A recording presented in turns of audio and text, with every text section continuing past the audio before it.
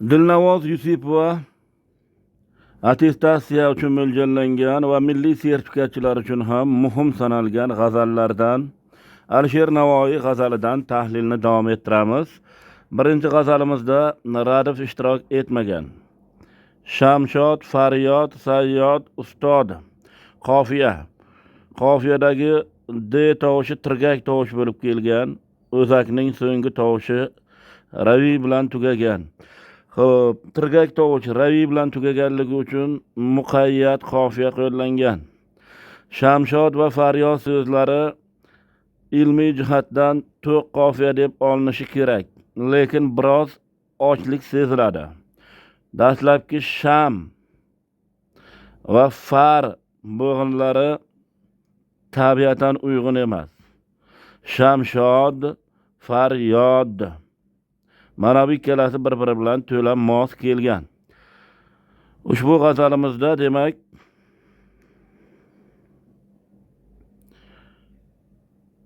mazmun va san'atlarga to'xtalamiz. Ey orazi nasrin, ey yuzi nasrin guliday, sochlari sunbulday, qaddi esa shamshod daraxtiga o'xshaydigan yor deyapti. Bu yerda tashbih san'ati namunasi uchraydi. Xo'p, 3 ta tashbih bor. Orazi nasringa, sochi sunbulga, qaddi shamshodga o'xshatilgan. Shu bilan birga tanosiban bo'la oladi. Orazi, sochi, qaddi. Shuningdek, ketma-ketlikda sanalganligi uchun ta'did san'ati deb olamiz. Birinchidan orazi nasrin, ikkinchidan sochi sunbul, uchinchidan qaddi shamshod. To'rtinchi she'riy san'at bu nido bo'ladi. Ey yuzi nasrin, sochi sunbul, qaddi shamshod deb birinchi qatorni to'liq undalma bilan ifoda etyapti. Undalma, ya'ni murojaat bilan bo'lsa nido bo'ladi. Bulbul kabi hajringda ishim nolayu faryod deyapti. Demak, mening ishim seni hajringda bulbul kabi nola qilishdan iborat. Ey yuzlari nasrin, nastarin guli, sochi sunbul o'simligi, qaddi shamshod daraxtiga o'xshagan yor deb murojaat qilyapti. Xo'p, demak, qilayotgan ishi nolayu faryoddan iborat ekanligini mubolag'aviy tasvirlayapti. Ikkinchi bayt. Said o'ldi ko'ngil ko'zlaringga, ko'nglim ko'zlaringga o'lja bo'ldi. Vah, qutulurmi bir qushki aning qasdida ikki sayyod. Xo'p, bu yerda tamsil san'atidan foydalangan. Xo'p, ko'ngilni qushga o'xshatyapti. Albatta bu yerda tashbih ham bor. Ko'nglim seni ko'zlaringga o'lja bo'ldi. Seni ko'zlaring ikkita sayyodga o'xshaydi. Meni ko'nglim esa qushga o'xshaydi. Sayd va sayyod so'zlariga qarasangiz, adabiyotda bu o'zakdosh so'zlar ishtiqoq san'atini yuzaga keltiradi.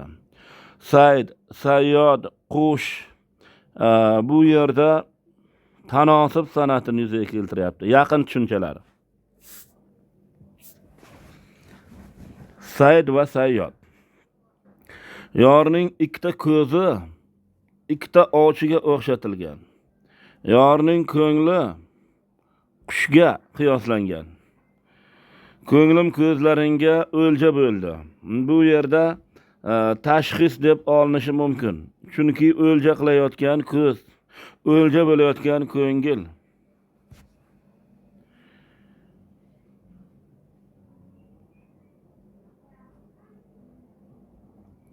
Keyingi bayt.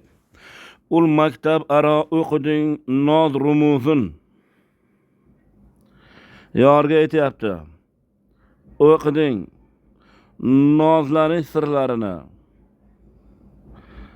O'sha maktab aro o'qiding. O'sha maktabda, ishq muhabbat maktabida nozlanish sirlarini o'rganding. Shu yerga ammo deyish mumkin.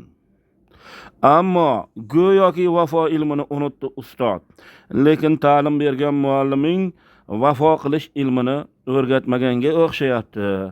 Nozlanish, g'avg'o qilish sirlarini, rumuz degani ramz, sirlar degan ma'noda keladi. Nozlanish sirlarini o'rganding, vafo sirlarini o'rganmading.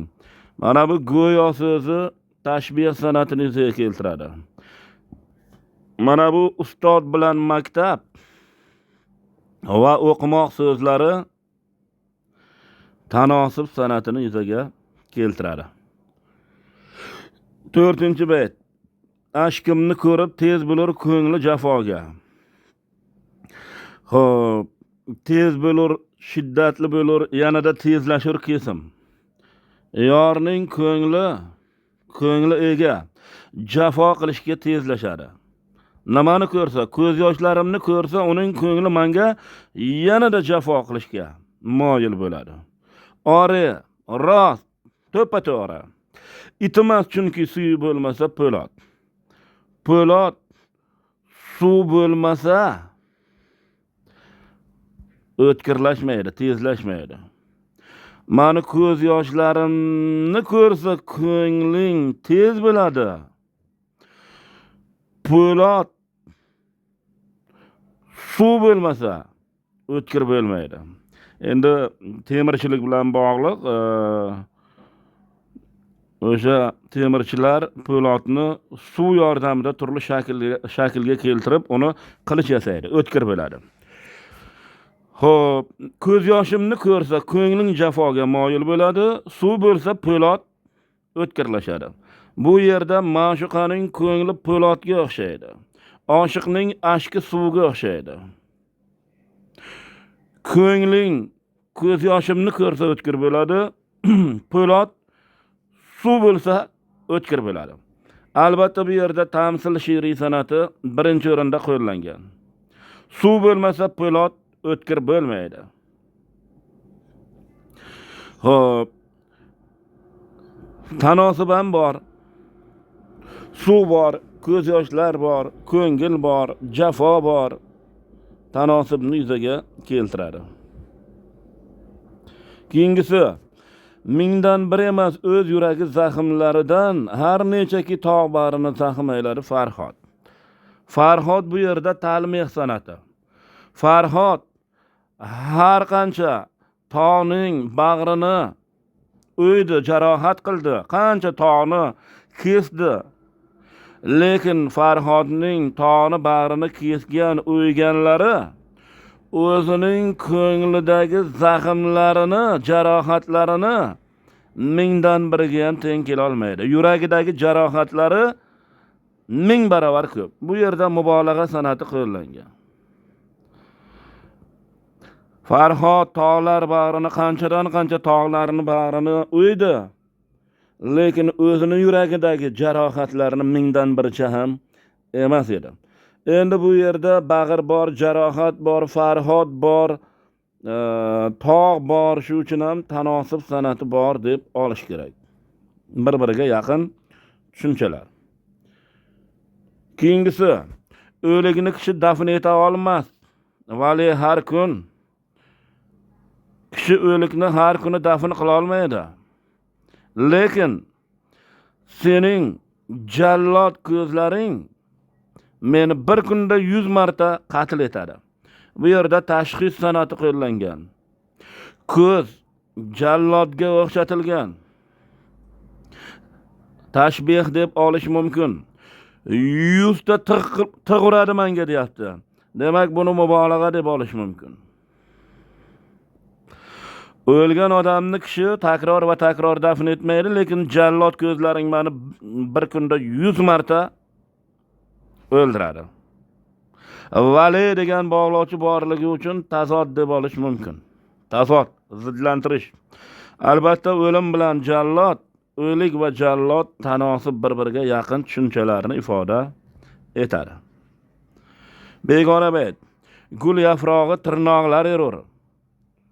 Gulning yaprog'i bargi, bu bargi emas, tirnoqlar. Bu gulning yaproqlari chamanzorda bulbulning paru bolini, qanoti va parlarini yulish uchun, barbod qilish uchun. Bu chamanzordagi gulning yaproqlari yaproq emas, tirnoqlardir. Bu yerda tanosub san'ati qo'llangan. gul bor, bulbul bor, par bor, qanot bor. Xo'p, gulning yaprog'ini tirnoqqa o'xshatyapti. Tashbih san'ati qo'llangan. Tashbih. Xo'p, gulning yaproqlari bulbulning qanoti-yu parini yulyapti. Tashxis ular jonlantirilyapti. Xo'p, va boshqa she'riy san'atlar qo'llangan. Keyingisi ne ayb, nima gunoh? Navoiy kabi devonalik etsa, har odam kim bo'lsa uning yori parizod.